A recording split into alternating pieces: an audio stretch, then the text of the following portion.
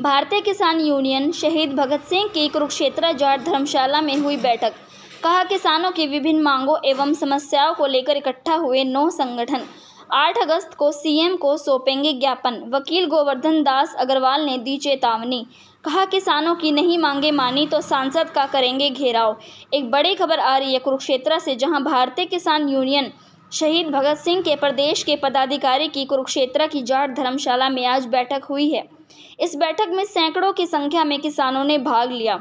भारतीय किसान यूनियन शहीद भगत सिंह के राष्ट्रीय अध्यक्ष अमरजीत सिंह मोहड़ी ने जानकारी देते हुए बताया कि किसानों की विभिन्न मांगों एवं समस्याओं को लेकर प्रदेश के 9 संगठन इकट्ठा हो रहे हैं।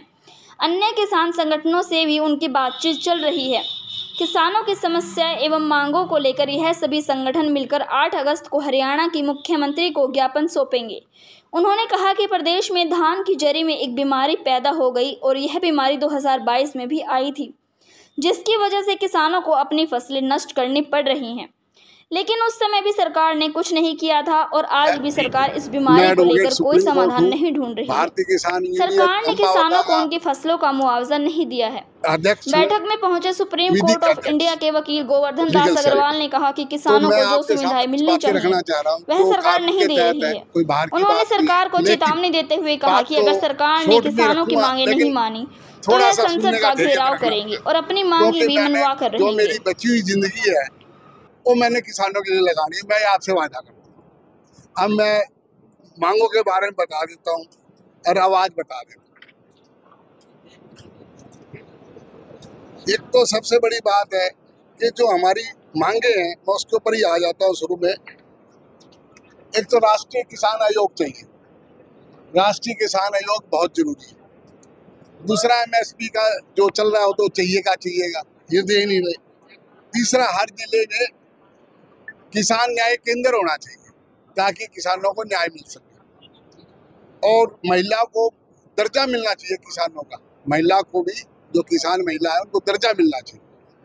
और वृद्ध किसानों की पेंशन होनी चाहिए, सभी को मिलती है तो उनको भी मिलनी चाहिए। उसके बाद नकली खाद बीज जो चल रहा है, ये नकली दवाइयाँ चल रही हैं, इसके ऊपर कानूनी, इनके ऊपर जो भी अधिकारी है या मिली भगत है दुकानदारों के सब के ऊपर मुकदमे होने चाहिए, जिसमें कम से कम 10 साल की सजा तो जरूरी है। सिंचाई बिजली की आपूर्ति जो 6 घंटे आनी चाहिए, 24 घंटे की हमारी डिमांड है। उससे भूमि में अधिग्रहण में जो पारदर्शिता होनी चाहिए, वो पारदर्शिता नहीं है। धक्का नहीं कर सकते आप किसान के साथ, उनको पहले बताया जाए, सारी बात करी जाए। अगर उनकी राजी है 80% किसानों की तो बात करें। अब उससे अगली बात ये है, फल की मंडी है, सब्जी की मंडी, फूल की मंडी क्यों नहीं है? एक काउंटर ही तो लगाना है, वो काउंटर लगाओ, फूलों की खेती हो, किसान समृद्ध होगा, मजबूत होगा।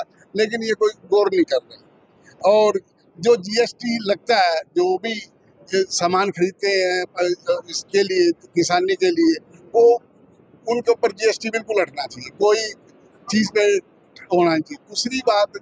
तीसरी बात मैं एक और कहना चाहूँगा, इनको क्रेडिट कार्ड ब्याज नहीं लगना चाहिए। क्रेडिट कार्ड मिले सुविधा के लिए, ब्याज नहीं लगना चाहिए। अब बीमा में पारदर्शिता आनी चाहिए। किसान, अब मैं करता हूँ बात भाईचारे। किसान आज भी नंगे पाँव है, उसका पैर फावड़ा हो गया है। पैर वो गोबर भैंस का, गाय का पैर से साफ कर लेता। कोई भी कंपनी ने हिंदुस्तान में उसके साइज का चमड़े का जूता नहीं बनाया, फीते वाला। ना ही किसान ने कभी कोट पैंट पहन के देखा।